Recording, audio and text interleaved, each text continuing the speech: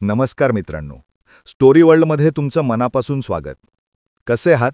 आनंदात ना? आज आपण ऐकणार आहोत 10चं नाणं ही कथा. कथा पूर्ण ऐका, छानशी प्रतिक्रिया द्या, लाईक अवश्य करा. चला तर मग ऐकूया कथा 10चं नाणं. नामांकित बिल्डर श्रीधर पांडे यांच्या घरची सत्यनारायणाची पूजा छान पार पडली होती. कालपासूनची धावपळ संपली. दरवर्षी एकदा ते नेमाने पूजा घालतात. ओळखीचे, नातलग, मित्रपरिवार, इतर राजकीय नेते या सर्वांना जेवणाचे अगत्याचे आमंत्रण असतं. ते बिल्डर आणि मुलगा आर्किटेक्ट, त्यामुळे त्यांचा बंगला एकदम उत्तम रीतीने बांधला होता. सुखसोयीने सज्ज. इंटिरियर पाहायला बरेच जण यायचे. निसर्गप्रेमी असणाऱ्या पत्नीने आजूबाजूला सुंदर गार्डन केलेले होते. आजसुद्धा त्यांचे गुरु श्री देवेंद्र महाराज हे सुद्धा नेहमीप्रमाणे वेळेवर हजर होते. घरचे चौघेजण म्हणजे ते, त्यांची सुविद्य पत्नी तेजस्विनी, मुलगी पूजा, मुलगा राजीव आणि गुरु श्री देवेंद्र महाराज हॉलमध्ये बसलेले होते. श्रीधररावांनी काळजीने विचारलं, गुरुजी तुम्ही आले तेव्हापासून पाहतोय, चिंतेत दिसताय. गुरुजी म्हणाले, श्रीधर, कारणच तसं आहे. तुमच्या घरावर संकटाचे वादळ घोंगावत येत आहे. काही अघटित घडणार आहे. सगळे एकदम त्यांच्याकडे पाहतात की आता काय संकट येणार आहे. आजवर सगळं नीट सुरळीत सुरू होतं. श्रीधर यांना शत्रू असे कोणी नव्हते, ना कोणाला काही आजार पण होतं. मग काय घरातील कुणाचं अपमृत्यू तर नाही ना, असे नानाभाव सगळ्यांच्या चेहऱ्यावर पसरले.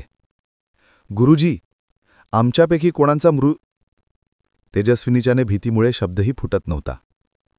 नाही तेजस्विनी, पण कोणा एकाचं चांगलं कर्म दुसऱ्यावर संकटाला आमंत्रण देणार आहे, गुरुजींनी शांतपणे म्हणाले. सगळे अवाक होऊन पाहू लागले. आजवर एकाच्या दुष्कर्माचे फळ पूर्ण कुटुंबाला भोगताना पाहिले होते, पण हे काय नवीनच. म्हणजे तुमच्या मते चांगले कर्म काय करायचेच नाही? राजीव जरा उडवत बोलला. नाही, असं कसं म्हणेन मी. चांगल्या कर्माचे फळ ज्याचं त्याला मिळतं, आज ना उद्या. पण मी जे हे म्हणालो आहे की संकट येईल, चांगले कर्म हे केवळ निमित्त ठरणार आहे, गुरुजींनी समजावून सांगितले. मग गुरुजी, यावर उपाय काय? कर्माचे फळ तर भोगावेच लागतं. राजीवने असं करत निघून गेला. गुरुजी फक्त मंद हसले. ते गेल्यावर चौघेजण बसलेले होते. राजीवचा या गोष्टींवर मुळीच विश्वास नव्हता. पूजाचाही नसतो.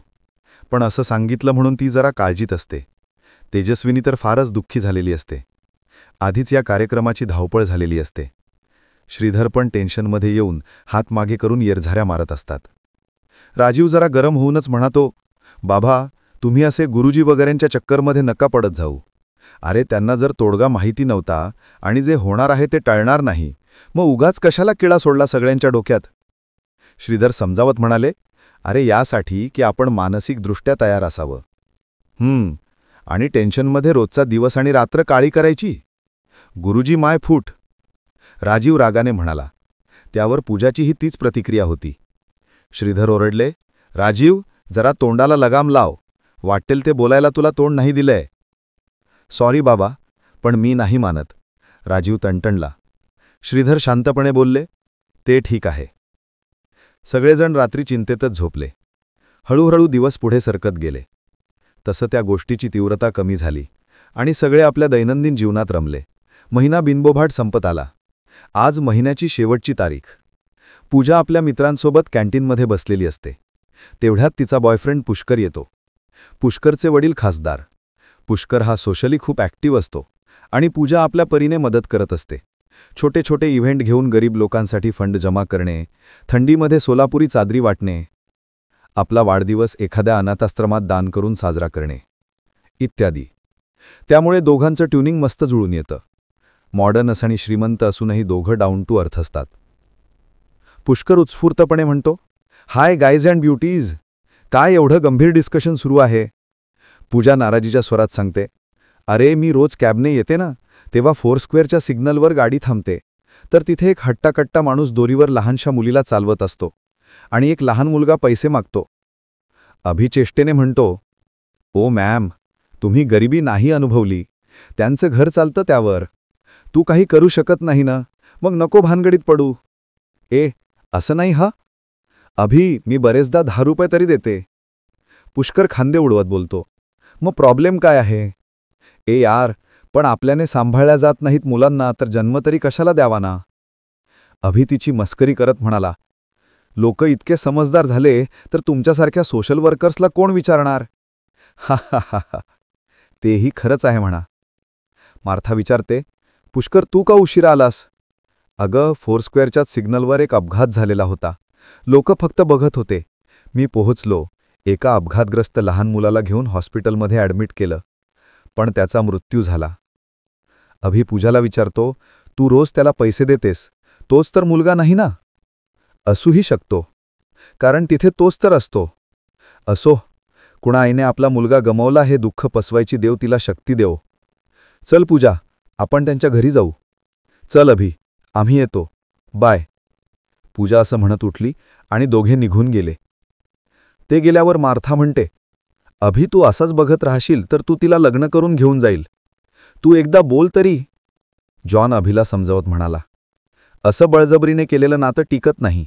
माझा विश्वास आहे, होईल ती माझीच. तिकडे गणू धावत धावत माळावर जातो, चांदणीला बातमी द्यायला. गणूच्याने शब्द फुटत नसतात. चांद, चांद, तुझा मुलगा. चांदणी टेन्शनमध्ये येते. काय झालं र माझ्या सोनूला? गणू तिचा हात खेचत, आधी तू घरला चल.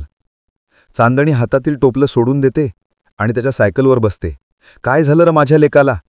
गणूची हिंमत होत नाही. ते घरी पोहोचतात. पुष्कर आणि पूजासुद्धा पोहोचलेले असतात. घरी गेल्यावर घरासमोर लोकांची गर्दी झालेली असते. ती पुढे जाते तर खाली सोनूला झोपवलं असतं. बायका जोरात रडायला लागतात. चांद, तुझा सोनू गेला ग.